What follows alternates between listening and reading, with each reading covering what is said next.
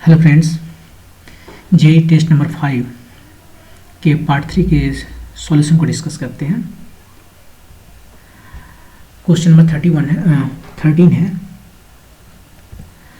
यह question wave optics से है।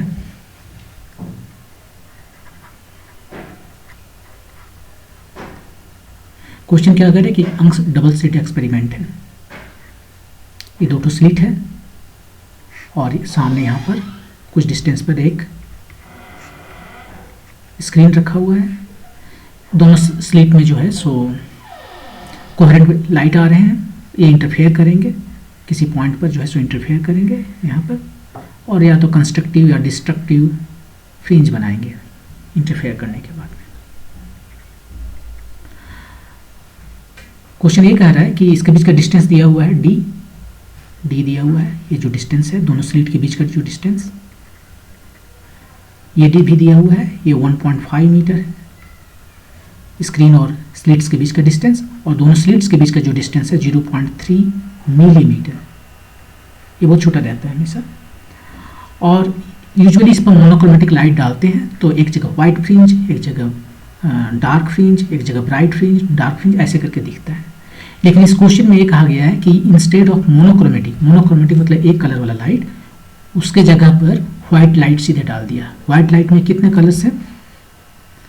मोटा मोटी 7 कलर्स हैं ना, देखिए, और वो 7 कलर हैं मोटा मोटी, जो हम लोग अपनी आंखों से डिस्टिंग्विश कर सकते हैं। तो 7 कलर हैं। तो उसके बाद क्वेश्चन ये कह रहा है कि ये जो 7 कलर है उसका जो सेंट्रल ब्राइट मैक्सिमा है वो तो यहीं रहेगा, लेकिन उसके बाद वाला जो मैक्सिमा है, कंस्ट्रक्टिव इंटरफेरेंस का जो मैक्सिमम जो है वो अलग अलग कलर के लिए अलग अलग आएगा, और रिजल्ट कुछ ऐसा जगह आएगा जहाँ पर 2 कलर आपस में एक दूसरे के ऊपर ओवरलैप कर जाएंगे। तो उसने कहा फर्स्ट टाइम ये जो रेड और वायलेट, देखिए भिगोयर का जो स्पेक्ट्रम है, लाइट का स्पेक्ट्रम, कलर स्पेक्ट्रम, रेड और वायलेट दोनों एक्सट्रीम में है। तो ये दोनों फर्स्ट टाइम जो ओवरलैप करते हैं वो कोई पॉइंट यहाँ पर करते हैं पी पर, जिस डिस्टेंस इसने लिखा है कुछ वाई लिखा है, और वह वाई का वैल्यू बताना है। फर्स्ट टाइम इस जगह पर रेड और वायलेट दोनों ही का फर्स्ट मैक्सिमम यहीं पर है। रेड का भी फर्स्ट मैक्सिमम है और वायलेट का भी फर्स्ट मैक्सिमम है। यही क्वेश्चन में बोला है, ये वाई बताना है किस जगह पर ऐसा होगा। नहीं गलत है कि फर्स्ट मैक्सिमम नहीं है। तो ऐसे मैक्सिमम तो बहुत होंगे, रेड के बहुत सारे मैक्सिमम होंगे, लेकिन फर्स्ट टाइम रेड का मैक्सिमम और वायलेट का मैक्सिमम दोनों एक जगह पर ओवरलैप कर गए। इसके पहले रेड का मैक्सिमम होगा, कहीं कुछ हो सकता है 2 4 5 जो भी है, लेकिन फर्स्ट टाइम रेड और वायलेट दोनों का मैक्सिमम ये वाई डिस्टेंस पर है। उस वाई का वैल्यू बताना है। रेड का और वायलेट का वेवलेंथ दे दिया है, बस यही है क्वेश्चन। तो क्वेश्चन एक बार फिर बता देता हूँ कि ये जो है अंश का डबल स्लिट एक्सपेरिमेंट है। अंश डबल स्लिट एक्सपेरिमेंट है, और इस डबल स्लिट एक्सपेरिमेंट में 2 स्लिट्स के बीच के जो डिस्टेंस है डी वो 0.3 mm दिया हुआ है। स्क्रीन और स्लिट्स के बीच का जो डिस्टेंस है 1.5 मीटर है। व्हाइट लाइट यूज किया गया है। ये कोहेरेंट है, लाइट को कोहेरेंट होना पड़ेगा। यदि कोहेरेंट लाइट नहीं है तो फिर कोई आपको इंटरफेरेंस पैटर्न नजर नहीं आएगा। तो कोहेरेंट है, लेकिन अब यहाँ पर मोनोक्रोमेटिक की जगह पर व्हाइट लाइट दिया गया है जिसमें कि सब 7 कलर है। तो वो 7 कलर अपना जो मैक्सिमम है अलग अलग जगह दिखाएगा। क्वेश्चन में ये कह रहा है कि फर्स्ट टाइम रेड और वायलेट दोनों का मैक्सिमम जो है एक जगह पर ओवरलैप किया है, वो सेंट्रल जो ब्राइट मैक्सिमम वो है उससे वाई डिस्टेंस पर। इस वाई का वैल्यू कितना होगा? तो देखिए क्या है कि ये जो डिस्टेंस है वाई का, मैक्सिमम का जो डिस्टेंस होता है इंटरफेरेंस पैटर्न में, जो कंस्ट्रक्टिव इंटरफेरेंस होते हैं जहाँ लाइट मैक्सिमम होता है, उसका जो डिस्टेंस होता है वो उसको किस फॉर्मूला से देते हैं? D lambda by small D, और यहाँ पर हम एन लिखते हैं। एन जो है सो और इंटेजर्स है, एन जो है सो 0 है, 1 है, 2 है, 3। जब 0 है तो सेंट्रल मैक्सिमम, ठीक है। और ये पर्टिकुलर लैम्डा के लिए है। अभी हमारे पास मोटा मोटी 7 लैम्डा है, लेकिन हम 2 लैम्डा पर फोकस करेंगे, रेड पर और वायलेट पर, ठीक है। तो ये वाई जो है सो दोनों के लिए है। पहले रेड के लिए लेते हैं। रेड के लिए मान लीजिए mth फ्रिंज है, मैक्सिमम फ्रिंज है, mth फ्रिंज इसको नहीं कहेंगे, mth ब्राइट स्पॉट है, mth ब्राइट जो है वो है रेड के लिए लैम्डा आर बाई टी। और यही वाई डिस्टेंस जो है, सो यदि हम बात करें वायलेट के लिए तो उसके लिए कुछ और होगा, एन होगा। दोनों एम होना जरूरी नहीं, हो भी सकता है, लेकिन ऑफकोर्स दोनों एम जी नहीं होगा क्योंकि दोनों का ये अलग है, लेकिन एन कुछ और है। अब एम से एक ज़्यादा हो सकता है, दो ज़्यादा, चार पाँच ज़्यादा, वो तो कैलकुलेट करके देखना पड़ेगा। अब ये दो हमारे पास इक्वेशन है, ये दोनों को सॉल्व करते हैं। अपने से हमें क्या निकालना, वाई का वैल्यू निकालना है। कितना वेरिएबल हमारे पास है, ये जो वेरिएबल्स है वो हमारे पास वाई हमें नहीं पता जो पता करना है, एम हमें नहीं पता और एन भी हमें नहीं पता है। तीन ठो हमारे पास है और इक्वेशन हमारे पास दो ही है, ठीक है। लेकिन फिर भी मुझे वाई पता करना है। देखते हैं फिर भी, यूजुअली तीन इक्वेशन तीन वेरिएबल दो इक्वेशन तो कंप्लीटली सॉल्व नहीं कर सकते, लेकिन शायद वाई हम निकाल सकते हैं। ये दोनों सेम है तो वाई हम निकाल सकते हैं। वाई का बहुत सारा वैल्यू आएगा एक्चुअली। देखिए इसको कैसे बनाते हैं। ये दोनों सेम है तो ये दोनों की इक्वेट करते हैं, m d lambda r by t, n d lambda भी बाई डी। ये डी बाई लैम्डा तो चला गया, यहाँ क्या बचा, एम डेल्टा आर में क्या डेल्टा, ये लैम्डा आर है और एन लैम्डा भी है। तो एम बाई एन कितना आया, ये रेशियो हमें पता चल गया, डेल भी लैम्डा भी बाई लैम्डा आर। और लैम्डा भी का दिया हुआ वैल्यू, इसका वेवलेंथ होता है 380 नैनोमीटर और इसका 760, ये 1/2 हो गया। तो m बाय n जो है वो वैल्यू कितना आया, 1/n। क्वेश्चन में एक और स्टेटमेंट दिया है, हमारे पास तीन वेरिएबल हैं और दो ही इक्वेशन है। यूनिकली सॉल्व करने के लिए हमें तीन स्टेटमेंट इक्वेशन चाहिए। तो तीसरा इक्वेशन के वेरिएबल जो है, तीसरा इक्वेशन के कोरस्पॉन्डिंग एक स्टेटमेंट दिया हुआ है। वो स्टेटमेंट ये है कि फर्स्ट टाइम ये जो हो रहा है ओवरलैप, फर्स्ट टाइम ओवरलैप, ये ओवरलैपिंग जो हो रहा है सो फर्स्ट टाइम हो रहा है। फर्स्ट टाइम हो रहा है मतलब हमें एम और एन का मिनिमम वैल्यू चाहिए। फर्स्ट टाइम का मतलब है ये जो एम और एन दिख रहा है वो दोनों ही मिनिमम चाहिए, सबसे छोटा वाला। ये एम और एन के कई वैल्यू के लिए इसको सेटिस्फाई करेगा। जैसे एम को 1 ले लेते हैं, एन को 2 ले लेते हैं, एक को सेटिस्फाई हो गया। एम को 2 ले लेंगे, एन को 4 ले लेंगे तो भी सेटिस्फाई हो गया। एम को 10 लेंगे, एन को 20 लेंगे तो भी सेटिस्फाई हो गया। तो बहुत जगह ये ओवरलैप करेंगे। तो ये थर्ड स्टेटमेंट है, ये जो स्टेटमेंट वो थर्ड इक्वेशन का काम कर रहा है कि हमें मिनिमम वाला लेना है। तो मिनिमम वाला कौन है, एम जो मिनिमम है वो हो गया 1 और एन जो मिनिमम है वो हो गया 2। और यही दोनों को यूज करके y के वैल्यू निकाल लेंगे क्योंकि फर्स्ट टाइम निकालना है। y equal to m d lambda r by small d. m कितना है 1, d कितना है 1.5 मीटर, लैम्डा r कितना है कितना है 760 है शायद, 760 ये नैनोमीटर है और d 0.3 मिलीमीटर है। आपको वैल्यू आ गया, कितना आ गया देख लीजिए, ये 5 हो गया, 760 हो गया और ये नैनोमीटर में से मिलीमीटर चला गया तो माइक्रोमीटर बच गया। तो इसको मल्टीप्लाई करते हैं, 5 3 35 3 38, इतना माइक्रोमीटर हो गया। 3 इधर से ले लेते हैं, ये मिलीमीटर हो गया। 1000 से मल्टीप्लाई डिवाइड कर दिए और मल्टीप्लाई कर दिए, डिवाइड किए तो 3.8 इधर आया और इधर मल्टीप्लाई किए तो माइक्रोमीटर बन गया मिलीमीटर में, 3.8 मिलीमीटर। ये आपका आंसर है 1। तो इस क्वेश्चन को ऐसे बना लिया। मूव करते हैं नेक्स्ट क्वेश्चन पे। ये इलेक्ट्रोस्टैटिक्स से है।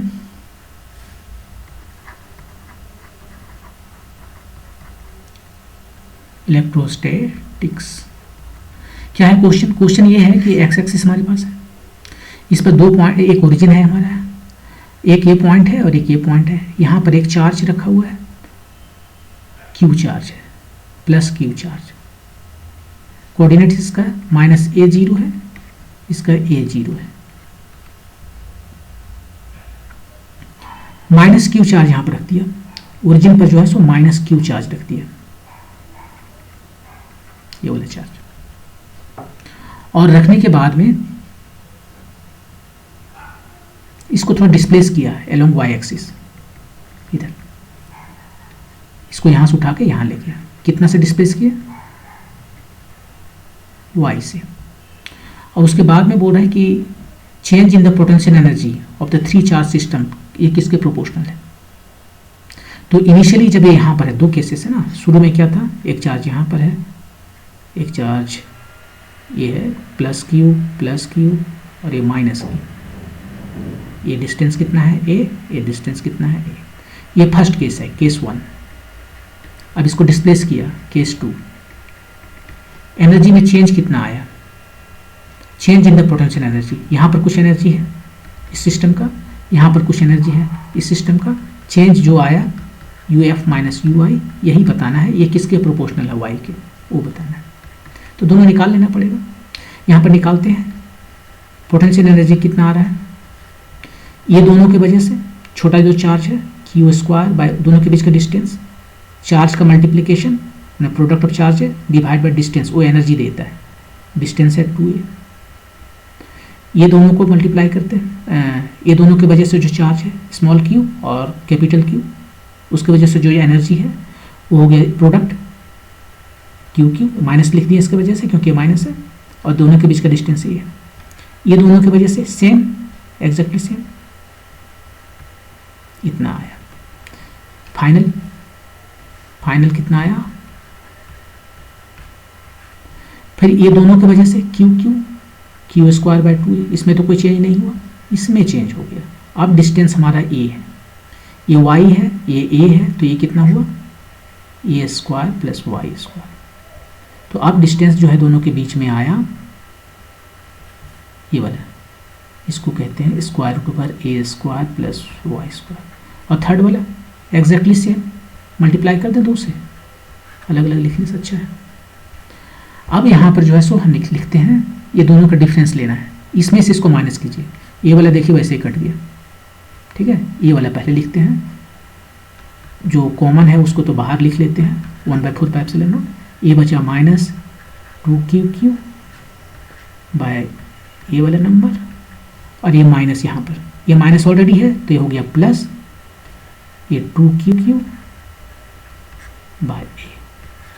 इसको सिंप्लीफाई कीजिए और देखिए y के रूट से किस तरह के साथ वेरी करता है।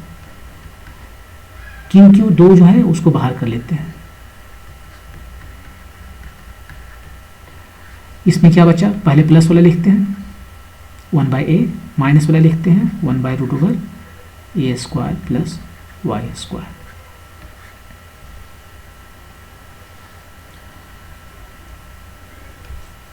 यहाँ पर ये लिख दिया है कि y जो है सो स्मॉल है, कहीं पर स्मॉल वर्ड यूज किया है, स्मॉल अमाउंट y। इसका मतलब है y जो है सो बहुत छोटा है a से, इस बात को याद रखना है।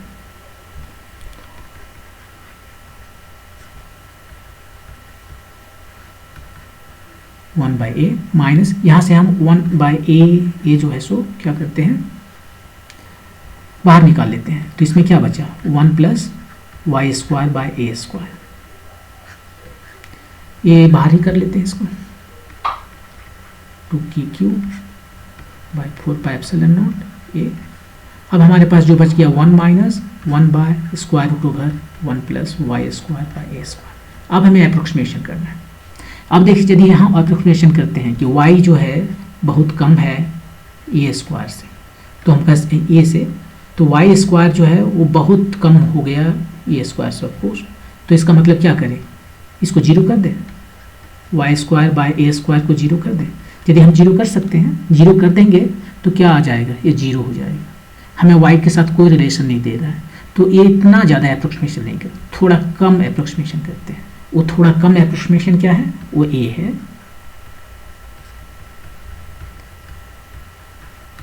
इसको ऊपर ले जाते हैं, ऊपर में क्या हो गया, y square by a square power minus half. थोड़ा कम अप्रोक्सीमेशन करने का मतलब ये है कि एक टर्म रख कर हम इसको अप्रोक्सीमेट करेंगे। यहाँ पर जो है इसको बाइनोमियल एक्सपेंशन कर देते हैं सीधे। अब उतना बाइनोमियल एक्सपेंशन को याद रखने की भी जरूरत नहीं, वैसे आपको याद होगा, मैथ में तो बहुत ज़्यादा आपको करना पड़ता है। तो यहाँ पर जो है सो हम लिखते हैं 1, उसके बाद में ए इसको मल्टीप्लाई करते हैं इसके साथ में 1 माइनस मल्टीप्लाई कर दिए y square by a square, इसके बाद में प्लस आएगा ये हाफ 1 बाय कितना आ जाएगा, और भी चीज़ें आएंगी, हाफ माइनस समथिंग ऐसे करके आएगा, और इसका पावर कितना हो जाएगा, यहाँ पर कुछ होगा अभी ये करेक्ट नहीं लग रहा है, पावर स्क्वायर हो जाएगा, ऐसे करके इन्फिनिटी तक जाएगा। किधर भाग गया, यहाँ पर इन्फिनिटी तक जाएगा। हम क्या करते हैं, इसको टर्मिनेट करते हैं यहीं पर। ये जो क्वांटिटी है y to the power 4 by a to the power 4, इसको कहते हैं ये जीरो हो रहा है, यहाँ पर जीरो नहीं कहते, क्योंकि यहाँ पर जब हम जीरो कहेंगे तो हमें y पर डिपेंडेंस पता ही नहीं चलेगा। इसलिए मैंने बोला इतना ज़्यादा अप्रोक्सीमेशन नहीं करते, थोड़ा कम अप्रोक्सीमेशन करते हैं, इसको रख लेते हैं, इसके बाद वाला को अप्रोक्सीमेट करके जीरो करेंगे। तो हमारे पास जो नंबर आया वो क्या आया, ये इतना हुआ, 1 माइनस 1 खत्म, minus minus plus half y square by a square, ये हो गया हमारा। अब देखिए किसके वैरी कर रहा है, वाई स्क्वायर के जैसा वैरी कर रहा है, ये वाई स्क्वायर के जैसा वैरी कर रहा है। एनर्जी जो है वो कैसे वैरी कर रहा है, वाई स्क्वायर के जैसा है। आप याद कीजिए सिंपल हार्मोनिक मोशन में जो एनर्जी होता है स्प्रिंग में, ये स्प्रिंग है आपके पास, थोड़ा सा आप इसको एक्सटेंड कीजिए x, तो कितना एनर्जी या y मान लीजिए, ये वो भी इसके जैसे हो रहा है। मतलब यहाँ पर सिंपल हार्मोनिक मोशन के केस में एनर्जी जो है सो वाई स्क्वायर के रूप में वैरी करता है। तो यहाँ पर जो डिपेंडेंस है वाई स्क्वायर वो भी वही दिखा रहा है, मतलब ये SHM कर रहा है। आप इसका पीरियड ऑफ ऑसिलेशन वगैरह निकाल सकते हो यहीं से। ये एनर्जी है, ये कोई फोर्स नहीं है। और फोर्स में SHM में आपने देखा कि फोर्स जो है सो प्रोपोर्शनल माइनस एक्स होता है, या आप ऐसे कर सकते हो, फोर्स जो है सो minus m omega square x होता है, और यहाँ ओमेगा से पीरियड ऑफ ऑसिलेशन निकाल सकते हो। तो यहाँ से आपको एनर्जी मिला है तो फोर्स निकाल सकते हो। अब उसका जरूरत नहीं है, आंसर तो आ गया आपका, लेकिन हम आगे बता रहे हैं कि इसके आगे भी आप फोर्स निकाल सकते हो। सिंपली आप कर सकते हो कि माइनस डी बाई डी जो वेरिएबल है वाई कितना आ गया, यहाँ पर जो है सो 2q by 4 pi epsilon not, ये ए और ये ए, सो ए क्यूब और हाफ एक और भी है, इतना हुआ। इसको y के साथ में डिफ्रेंशिएट करना है तो 2y आ गया, 2y, ये दो खत्म हो गया। इसको कंपेयर कीजिए मास से, ऐसे m ओमेगा स्क्वायर y से, यहाँ से ओमेगा निकल गया तो t निकल जाएगा। तो ऐसे करके आप इसको निकाल सकते हो, इस तरीके से भी बिना फोर्स निकाले ही एनर्जी के थ्रू। तो एनीवे यहाँ पर जो आंसर है ये हो गया। ओके, मूव करते हैं नेक्स्ट क्वेश्चन पे। यह मैग्नेटिक फील्ड के क्वेश्चन है। क्या क्वेश्चन है, क्वेश्चन ये है कि देखिए हमारे पास एक तार है, काफ़ी लंबा तार है, इन्फिनिटी से आ रहा है, इन्फिनिटी को जा रहा है, बहुत लंबा तार है। ये रियल में इन्फिनिटी नहीं है, लेकिन कहने का मतलब है कि बहुत बड़ा है। उसमें कोई करंट जा रहा है I, उस तार को बेंड कर दिया गया है ऐसे, और ये एंगल थीटा जो है सो 120 डिग्री है। और ये जो सिमेट्रिक लाइन है, यहाँ से सिमेट्रिक लाइन, उस लाइन पर कोई पॉइंट है P, और उसका डिस्टेंस दे दिया है D। यहाँ पर इस पॉइंट P पर जो मैग्नेटिक फील्ड है, इस तार की वजह से तो मैग्नेटिक फील्ड होता है, आपको तो पता ही है कि कोई भी करंट कैरिंग वायर है तो उसके चारों तरफ जो है मैग्नेटिक फील्ड होता है। तो इसके वजह से भी मैग्नेटिक फील्ड यहाँ होगा, इसके वजह से मैग्नेटिक फील्ड यहाँ होगा। दोनों की वजह से जो मैग्नेटिक फील्ड यहाँ पर है वो वैल्यू कितना है वो बताना है आपको। 4 ऑप्शंस दिए हुए हैं, कोई एक सही है। तो इसको कैसे निकालेंगे, देखिए यदि आपके पास इनफाइनाइट वायर है, ये इनफाइनाइट वायर है, उसमें करंट I जा रहा है, और कोई पॉइंट P जो है डिस्टेंस पर है, ये इनफाइनाइट है, तो यहाँ पर जो B का वैल्यू है वो कितना होता है, mu 0 I by 2 pi D. ठीक है, अब यदि ये इनफाइनाइट नहीं रहा, फाइनाइट हो जाए तो कितना होता है, तो इस पॉइंट पर दोनों एंड्स को मिलाइए,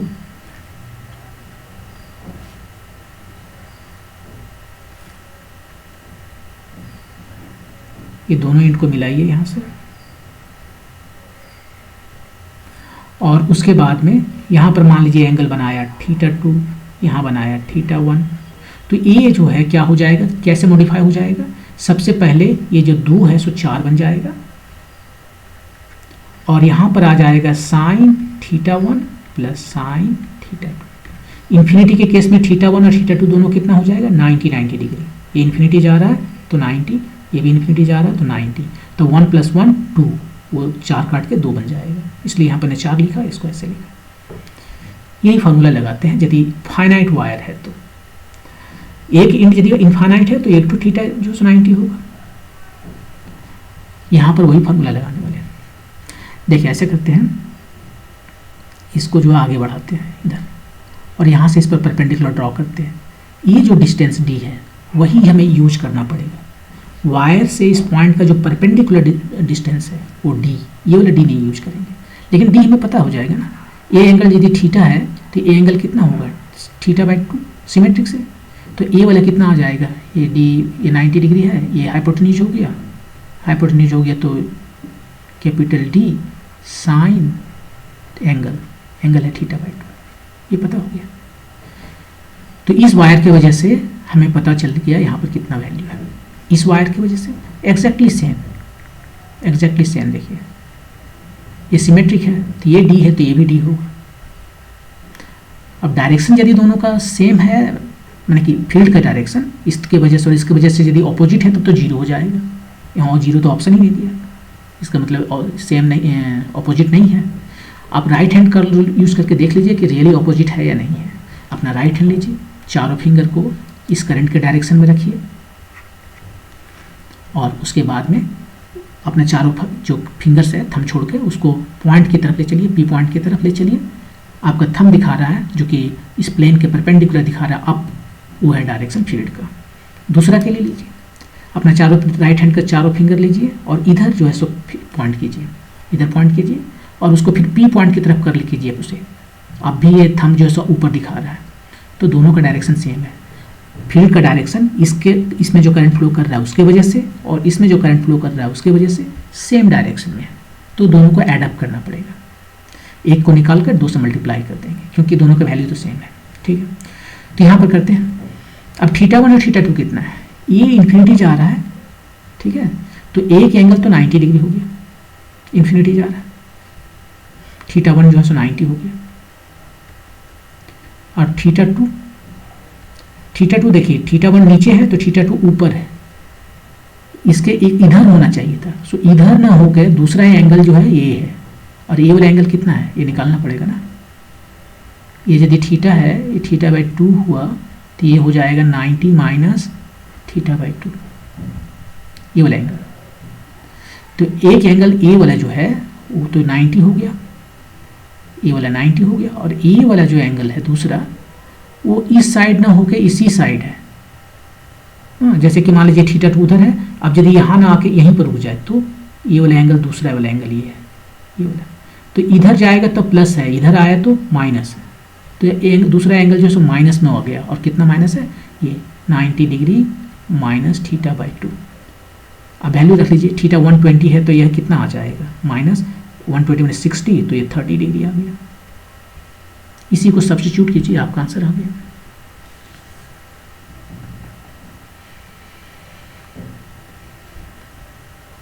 वैल्यू रख देते हैं, μ0I/4π, ये d का वैल्यू कितना है, capital D sine θ/2, capital D sine θ/2 मतलब 60 डिग्री, θ 160 है, और साइन θ1, साइन एक तो 90 डिग्री है और दूसरा साइन कितना है -30 डिग्री, ये हो गया μ0I/4πd साइन 60 √3/2, और ये कितना आ गया, एक 1 आया और एक -½ आया, मतलब हाफ, सब मिला के μ0I ये हाफ है, और इधर हो गया 8π कैपिटल D √3/2।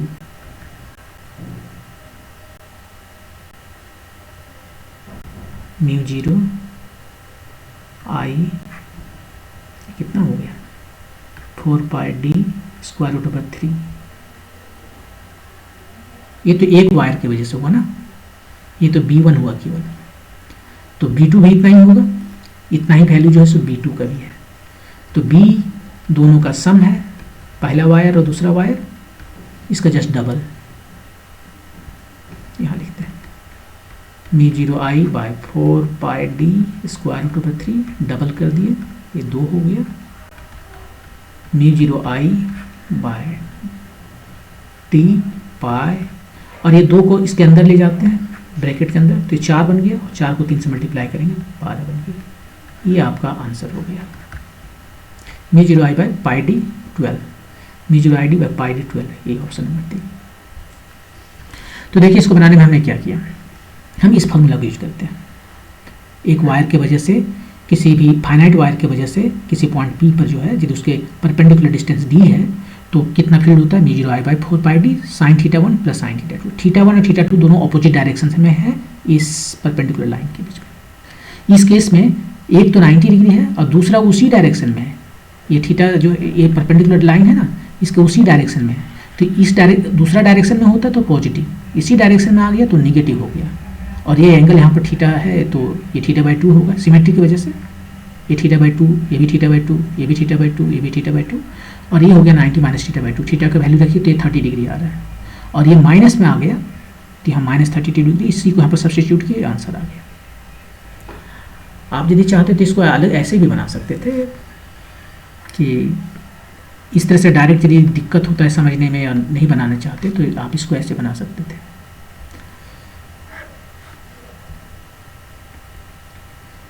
ये रहा वायर 2 इसको आगे बढ़ाएं, इस पर जो परपेंडिकुलर ड्रॉ किए ये D है, अब यहाँ पर हम सीधे लिख देते हैं 60 है, ये 60 है, तो ये हो गया 30, ठीक है। अब ऐसे करते हैं, मान लेते हैं कि वायर यहाँ से लेकर यहाँ तक है, इसको O, इसको P कहते हैं, सीधे इन्फिनिटी से लेकर P तक वायर है, एक्चुअली है नहीं, लेकिन हम मान लेते हैं कि यहाँ से यहाँ तक हमारा है एक, उसके वजह से फील्ड निकाल लेंगे। उसके बाद सेकेंड केस में हम लेते हैं कि वायर यहाँ से यहाँ तक ही है, ठीक है, उसके वजह से जो फील्ड आया वो निकाल लेते हैं। पहला केस में जो फील्ड आया उसमें से दूसरा केस का फील्ड जो है घटा देंगे, तो हमें क्या निकलेगा, field due to infinity to this point. तो इसको हम कहते हैं नंबर 1, यहाँ से यहाँ तक, इसको Q कहते हैं। तो Q से P जो है उसको 1, उसके वजह से जो फील्ड आता है, वायर देखिए Q में इन्फिनिटी से लेकर, इन्फिनिटी को Q बोल रहे हैं, Q से लेकर P तक, या इन्फिनिटी ही रहने देते हैं। यदि इन्फिनिटी का मैंने Q कर दिया तो बोलेगा कैसा इन्फिनिटी है भाई, जिसको आप पकड़ सकते हो वो इन्फिनिटी काहे को है। इन्फिनिटी से P तक जो है उसको 1 बोलेंगे, उसकी वजह से जो फील्ड आ रहा है उसको 1 बोलेंगे, इन्फिनिटी से नहीं। अब जो है सो सेकेंड केस में O से लेकर P तक जो फील्ड आ रहा है उसको B2 कहते हैं। तार यहाँ से यहाँ तक जो है सेम करंट दोनों ही केस में आएगी, तो हमारा जो फील्ड है P पर यहाँ वो क्या हो जाएगा, B1 माइनस B2, कोई फर्क नहीं है। इन्फिनिटी से यहाँ तक की वजह से जो फील्ड है उसमें से O से P तक की वजह से जो फील्ड है उसको माइनस कर देंगे, तो हमें मिलेगा field due to infinity to O, वही मुझे बताना है। तो पहला केस में जो है इन्फिनिटी से यहाँ तक आना है, तो μ0I/4πd साइन θ1 इन्फिनिटी है, मतलब 90 डिग्री है, प्लस साइन, दूसरा केस में यहाँ तक है तो ये एंगल कितना बना रहा है, 0 बना रहा है, ये 0 डिग्री है, ये आ गया। और B2 माइनस B2, ये B2 जो है एग्जैक्टली सेम करेंगे। पहला केस में एंगल कितना है, ये वाला एंगल कितना है, 30 डिग्री, और दूसरा केस में एंगल कितना है, 0 डिग्री। सब्ट्रैक्ट कीजिए, एक्जैक्टली सेम आंसर आपको मिलेगा। तो ऐसे भी आप इसको बना सकते हो। ओके, मूव करते हैं नेक्स्ट क्वेश्चन पे। यह करंट इलेक्ट्रिसिटी से क्वेश्चन है। इसमें ये कहा गया है कि बीच वाला जो 1 ओम है उसमें कितना करंट फ्लो कर रहा है, आई दिखा भी रहे हैं कितना करंट फ्लो कर रहा है। यहाँ पर 2-2 वोल्ट है, ये 1-1 वोल्ट है, और तीनों रजिस्टर 1 ओम का है। तो हम इसको, ये तो बहुत इजी क्वेश्चन है। क्या है कि एक लूप ये ले लीजिए, एक लूप ए ले लीजिए, ये वाला लूप, और एक लूप ए ले लीजिए, ठीक है, और तीनों लूप में किरचॉफ्स लॉ लगा दीजिए और आपको करंट मिल जाएगा। इधर से स्टार्ट करने में फ़ायदा ये है कि हमारे पास एक वेरिएबल है। मान लेते हैं कि इसमें जो करंट फ्लो कर रहा है वो I1 है, इसमें I है और इसमें I3 है। ठीक है, यदि इसमें हम स्टार्ट करें या इसमें स्टार्ट करें तो हमारे पास दो वेरिएबल है, I1 I, यहाँ पर I3 I, तो डायरेक्ट हमें उसका वैल्यू नहीं मिलेगा, सबका इक्वेशन लिखना पड़ेगा, सॉल्व करना पड़ेगा। लेकिन इस कॉर्नर से यदि हम स्टार्ट करते हैं तो हमारे पास एक ही वेरिएबल है I1, वो इमीडिएटली मिल जाएगा। और सेकेंड टाइम जब यहाँ पर स्टार्ट करेंगे तो I1 ऑलरेडी हम जानते हैं, I निकल जाएगा। और थर्ड टाइम इसमें यदि अप्लाई करेंगे तो I3 भी निकल जाएगा। तो वही करते हैं, सबसे पहले एक में चलते हैं, लूप नंबर 1, किरचॉफ लॉ लगाते हैं, इधर से हम आगे बढ़ते हैं। ये कितना है, यहाँ पर कितना पोटेंशियल में ड्रॉप आए, किरचॉफ लॉ क्या कहता है? किरचॉफ लॉ कहता है कि जितना भी पोटेंशियल ड्रॉप है साइन के साथ में वो सब जीरो आएगा विथ प्रॉपर साइन।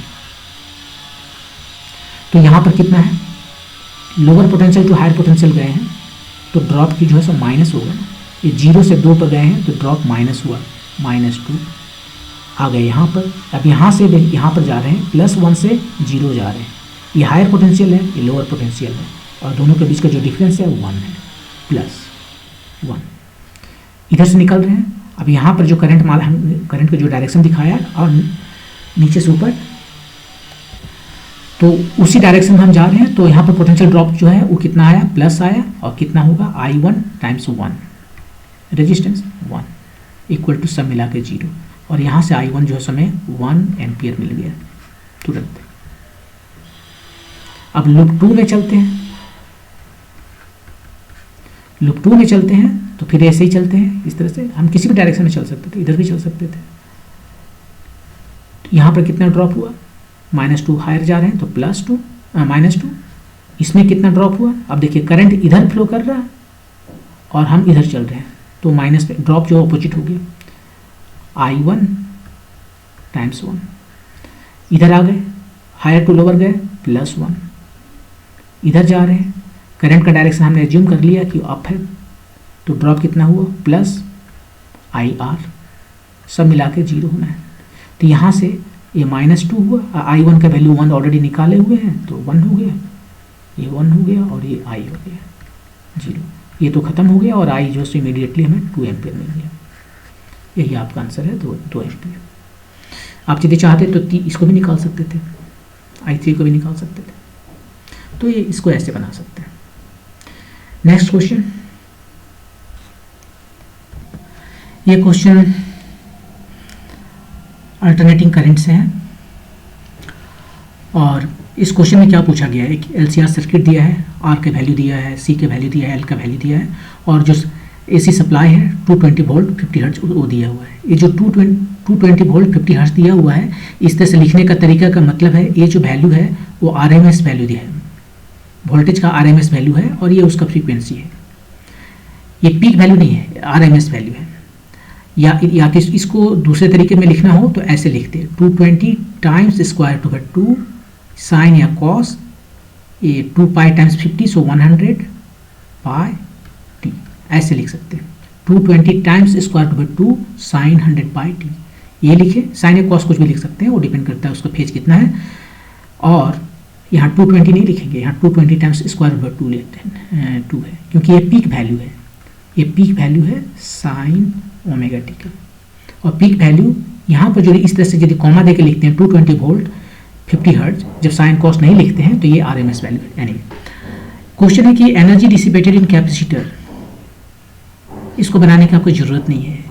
आप बताइए ये जो LCR सर्किट है उसमें एनर्जी कैपेसिटर कितना डिसिपेट करता है या इंडक्टर कितना डिसिपेट करता है? वो कैपेसिटर और इंडक्टर कोई एनर्जी डिसिपेट नहीं करता, जो भी एनर्जी डिसिपेट करना है वो R करता है, रजिस्टर करता है। जैसे इसको कनेक्ट करेंगे शुरू में कुछ करंट जाएगा और इसमें कुछ एनर्जी आ जाएगा, ठीक है। उसके बाद ये ऑसिलेट करेगा, ये ऑसिलेटर है, ये ऑसिलेटर है, और ये एनर्जी ये कैपेसिटर में इलेक्ट्रिक एनर्जी है, वो चला जाएगा इंडक्टर में जो कि मैग्नेटिक एनर्जी है। तो इलेक्ट्रिक एनर्जी कन्वर्ट हो गया मैग्नेटिक एनर्जी में, मैग्नेटिक एनर्जी वापस कन्वर्ट हो गया इलेक्ट्रिकल एनर्जी में, और ये इस तरह से ऑसिलेट करते रहेगा। लेकिन ये दोनों में से कोई भी एनर्जी को डिसिपेट नहीं करता है। डिसिपेशन कैसे होगा? डिसिपेशन जो होगा वो हीट के रूप में होगा, साउंड के रूप में होगा, वो सारा काम ये करता है, ये नहीं करता। तो इससे जो भी पावर आ रहा है वो पावर सबका सब इससे खत्म हो रहा है, यही खत्म कर रहा है। तो इस केस में कैपेसिटर में या इंडक्टर लिखता तो 0 होता, ये आपका आंसर। यदि यहाँ पर कैपेसिटर ना लिख कर इसको लिखता, रजिस्टर में कितना एनर्जी खर्चा हो रहा है, वो खर्चा हो रहा है एनर्जी डिसिपेटेड इन आर, वो होता है पावर सप्लाई जो है उसके बराबर। पावर सप्लाई, पावर जो सप्लाई किया टाइम्स टाइम, राइट। 1 सेकंड दिया ना, 60 सेकंड दिया, तब हम निकाल सकते थे यहाँ पर। अब पावर सप्लाई इससे कितना हो रहा है, मैं एवरेज पावर जो है वो होता है ERMS IRMS times cos phi, और टाइम तो बगल में लिखेंगे। ये कॉस फाई क्या है? ये फाई जो सो फेज है, फेज डिफरेंस। किसके बीच का फेज डिफरेंस? करंट और वोल्टेज। यहाँ पर देखिए 100 पाई टी है, करंट इसमें जो है वो कितना होगा? करंट जो है वो होगा यहाँ पर जो भी लिखा हुआ है V0 sine omega t plus phi, मतलब वोल्टेज और करंट के बीच में जो फेज डिफरेंस है वही फाई यहाँ है। और ये कॉस फाई कितना होता है? ये कॉस फाई होता है, देखिए यहाँ पर जो 3 चीज़ें हैं ना, ये वेक्टर के रूप में काम करेगा। अब यहाँ पर जो है ये रेजिस्टेंस है, उसको एक्स एक्सिस में लिखेंगे, ये रेजिस्टेंस हो गया। यहाँ पर भी एक रेजिस्टेंस है जिसको रिएक्टेंस कहते हैं, वो एलोंग पॉजिटिव वाई एक्सिस है, एक्स सी कहेंगे। और ये जो है सो नेगेटिव एक्स एक्सिस है, इसको एक्स एल कहेंगे। ये दोनों एक ही डायरेक्शन में, ऑपोजिट डायरेक्शन में है। तो यदि हम इसका इफेक्टिव निकालें, x C minus X L इतना आया, ये क्या हो गया? X C minus X L.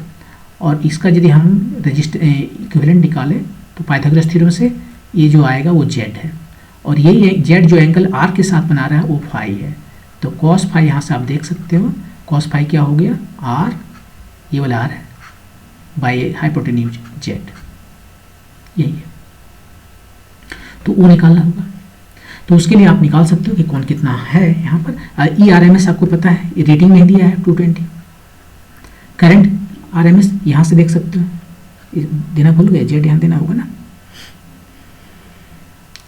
तो करंट का RMS जो है सो VRMS by Z, ERMS by Z, और cos phi R by Z, और टाइम तो टाइम है। तो 220 टाइम्स 220 टाइम्स R कितना है? 20। अब केवल जेड स्क्वायर निकालना है, और टाइम ये कितना दिया है? 60 सेकेंड। सब कुछ तो दिया हुआ है, केवल जेड स्क्वायर निकालना है। जेड स्क्वायर निकल जाएगा तो आपका काम हो जाएगा। तो जेड स्क्वायर कैसे निकालें? जेड स्क्वायर की भी वैल्यू यहाँ पर देख ली है ना। जेड स्क्वायर क्या हो जाएगा? पाइथागोरस थ्योरम यूज करेंगे। यहाँ से देखिए, ये रहा R, ये रहा Z, ये है फाई, और ये है X C minus X L. तो Z कितना हो गया पाइथागोरस थ्योरम से? R square plus X C minus X L whole square. R का वैल्यू दिया हुआ है, एक्स सी की वैल्यू निकालिए। एक्स सी कितना होता है? ये होता है 1 बाय ओमेगा सी, और ओमेगा यहाँ पर दिया हुआ 100 पाई, और सी का वैल्यू कितना दिया है? सी दिया है 250 बाई पाई, 250 बाई पाई। ये माइक्रोफेराड है, मेरा 10⁻⁻⁶ है। तो 3 जीरो यहाँ से चला गया, 3 जीरो ऊपर चला गया बाय 25, ये 40 ओम आया। इसका यूनिट ओम ही होता है। ये एक्चुअली रेजिस्टेंस ही है, लेकिन रेजिस्टेंस इसको नहीं कहते, कहते कैपेसिटिव रिएक्टेंस, लेकिन ये है रेजिस्टेंस ही, क्योंकि इसका यूनिट भी देखिए एक्सएल, ये ओमेगा एल होता है। ओमेगा 100 पाई हो गया, और एल का वैल्यू कितना दिया है? 200 बाई पाई, 200 बाई पाई, ये मिली दिया है। पाई खत्म हो गया, 1 जीरो यहाँ से और 2 जीरो यहाँ से, 3 जीरो इसको खत्म कर दिया, ये 20 ओमेगा आया। सबके वैल्यू यहाँ रखिए। आर है कितना दिया था? आर 20, एक्स सी 40 माइनस 20,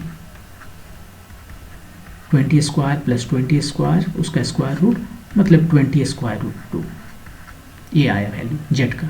वही जेड के वैल्यू यहाँ रख दीजिए, 220 times 220 times 20 times 60 Z square मतलब 20 इसका स्क्वायर करना है तो ये 400 ऑलरेडी हो गया और 2। अब जो भी वैल्यू आ गया आपका आंसर है। 1 2 0 कट गया इधर से 2, ये 2 से 10 कट गया, 4 से 2 11 और 2 ठो यहाँ से 11 कुछ 121 600 जो भी आ जाए आपका 00 सो शायद 72.6 किलो जूल इतना एनर्जी खर्चा कर रहा है 60 सेकेंड में। लेकिन ये उसके लिए है, ये वाला होता है यदि रजिस्टर यहाँ रहता तब। कैपेसिटर या इंडक्टर है तो 0 है। मूव करते हैं नेक्स्ट क्वेश्चन पे। ये particle A of mass m moving with velocity v collides with another identical but stationary particle b. The coefficient of restitution is equal to 0.5. The ratio of the de Broglie wavelength of particle a and b is how much? तो देखिए दो particle है a और b, दोनों same है, identical particle है, दोनों का मास m है, ये a है ये b है। यहाँ कोलाइड किया, अब कोलाइड करने के बाद में दोनों जो है सो फिर चल रहा है अपना अलग अलग स्पीड से। इसको भी ए कहते हैं, इसको भी कहते हैं। ये डी ब्रोगली वेवलेंथ का रेशियो क्या होगा? ये डी ब्रोगली वेवलेंथ जो है ए का और बी का, इसका रेशियो क्या होगा? ये कहाँ से आता है de Broglie wavelength? De Broglie wavelength जो है सो डी ब्रोगली ने कुछ 1915 में कहा था कि कोई भी पार्टिकल जो है वो वेव भी है, वेव नेचर भी दिखाता है। ये ना वेव पार्टिकल ड्यूअलिटी, कोई भी पार्टिकल जो है वेव है और पार्टिकल है, दोनों है। यदि वो वेव है तो उसकी वेवलेंथ होना चाहिए, और वेवलेंथ कितना होता है? वो वेवलेंथ होता है उसका मोमेंटम बताया था p/h/λ। यदि कोई भी पार्टिकल के रूप में है तो मोमेंटम है, और मोमेंटम है तो वो h/λ होगा। पार्टिकल नहीं है तो भी मोमेंटम होता है, राइट। जैसे लाइट, वो पार्टिकल नहीं, जब फोटोन है तब उसका पार्टिकल के रूप में काम कर रहा है, जब वेव है तो भी उसका एक वेवलेंथ है। तो एनीवे यदि कोई पार्टिकल है तो उसका वेव मोमेंटम है, और तब उसको एसोसिएट कर सकते हैं कि वो जब वेव के रूप में काम करेगा तो उसको वेवलेंथ कितना होगा, ये ऐसे दिया जाता है। तो यहाँ से लैम्डा निकाल सकते हैं। लैम्डा हो गया कितना? h/pa, h/pb, ये h चला गया और आ गया यहाँ पर p momentum of b, momentum of a, और मोमेंटम कितना? मास times velocity of b, mass time velocity of a। तो हमें निकालना क्या है? Velocity of b by velocity of a। Collision के बाद क्या बात कर रहा है वो? कोलिजन के बाद में उसका जो है वो बात कर रहा है। तो कोलिजन के बाद में v और vb कितना, वो निकाल दीजिए, आपका आंसर आ जाएगा। तो अब यहाँ पर कोलिजन का प्रॉब्लम आ गया। कोलिजन का प्रॉब्लम है, इसको निकालिए। ये कोलिजन परफेक्टली इलास्टिक नहीं है। यदि परफेक्टली इलास्टिक होता, ये मूव कर रहा था v से और ये रुका हुआ था, तो ये रुक जाता और ये मूव करने लगता। एक रुक जाता तब तो उसका मोमेंटम 0 हो जाता, और मोमेंटम 0 होता तो ये वेवलेंथ इन्फिनिटी हो जाता। लेकिन वो नहीं है, इसका coefficient of restitution is equal to 0.5 है। तो हम निकालते हैं यहाँ पर इसका कोलिजन का प्रॉब्लम है जो, उसको सॉल्व करते हैं।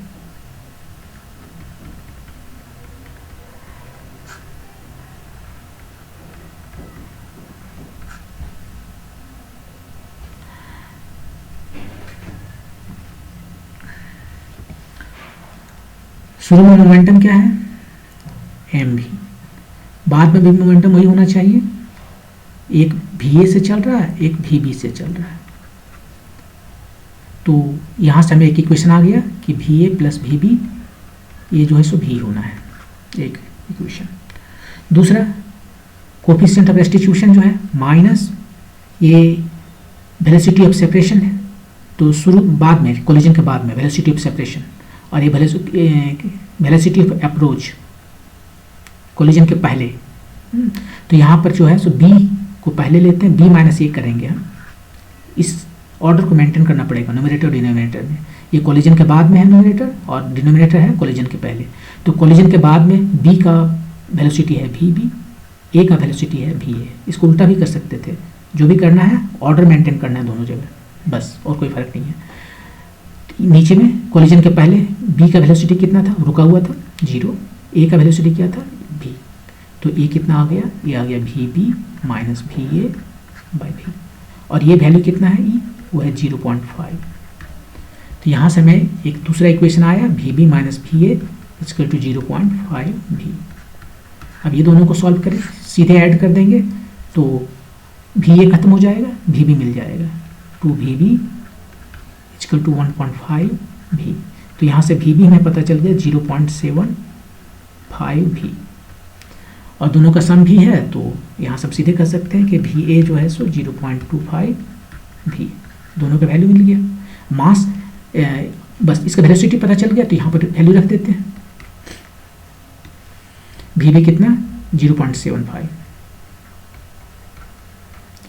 और ये कितना 0.25, ये भी था तो ये 3/1 आया, ये आपका आंसर 3/1।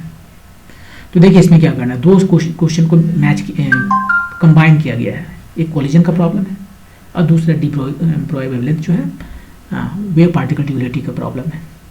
तो वेव पार्टिकल ड्यूरेलिटी के मुताबिक यदि किसी भी पार्टिकल का मोमेंटम p है तो उसका जो वेवलेंथ है वो लैम्डा होगा जब वह वेव की तरह बिहेव करेगा। तो इस केस में पार्टिकल है, उसका मोमेंटम है, तो उसका जो वेवलेंथ है वो h/p है। उसका रेशियो पूछा है, सब वैल्यू रख दिए, तो फाइनली आया कि हमें वेलोसिटी पता करना है b का विद रेस्पेक्ट टू a। अब कॉलिजन का प्रॉब्लम है, कॉलिजन प्रॉब्लम में हमने इसको वैल्यू निकाल लिया कि कॉलिजन के बाद में ये जो रेशियो पूछ रहा है वो आफ्टर कॉलिजन है, कहीं लिखा हूँ मैंने या नहीं, तो द डिब्रॉय वेवलेंथ और पार्टिकल ए एंड बी, ये आफ्टर कॉलिजन की मैं बात कर रहा हूँ, पहले का नहीं।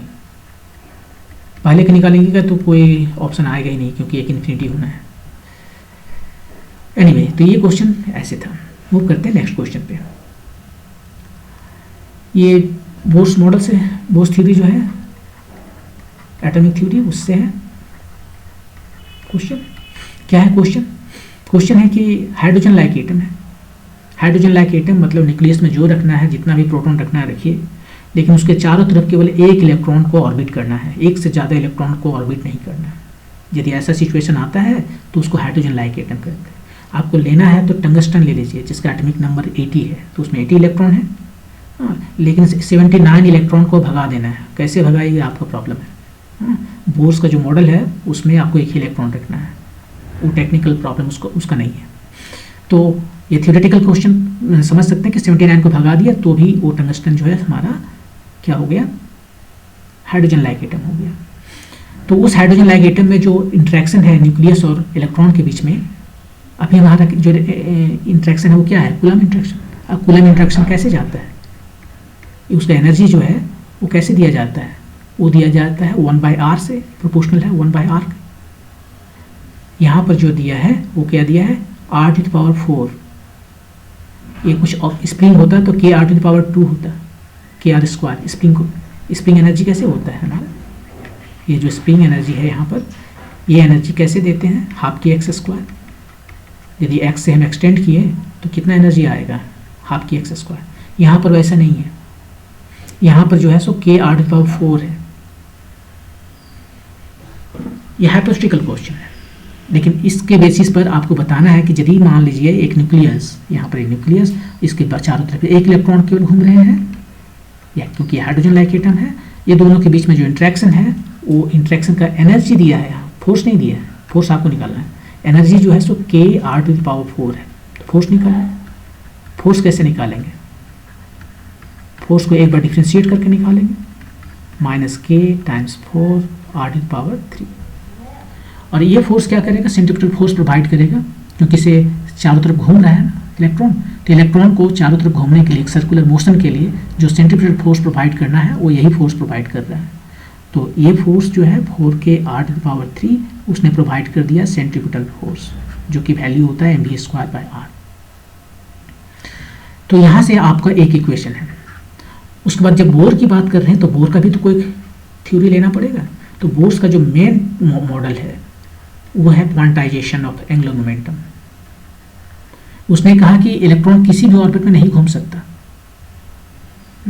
इलेक्ट्रॉन जो है इस पर बहुत सारे आर्गुमेंट हुए थे शुरू में कि भाई ये इलेक्ट्रॉन जो चार्ज पार्टिकल है वो यदि ऑर्बिट करेगा तो एक्सेलरेटेड हो गया, और accelerated charge particle radiation create करता है, और रेडिएशन क्रिएट करने का मतलब उसका एनर्जी कम हो जाएगा, और धीरे धीरे वो जाके इसमें एनर्जी कम हो गया तो अब नीचे आके क्या ऑर्बिट करेगा, और एनर्जी ऐसे रेडिएट होते रहेगा हमेशा, तो लास्ट में जाके यहाँ पर कोलैप्स कर जाएगा। तो ये तो कोलैप्स नहीं कर रहा है, तो तुम्हारा थ्योरी कैसे सही है?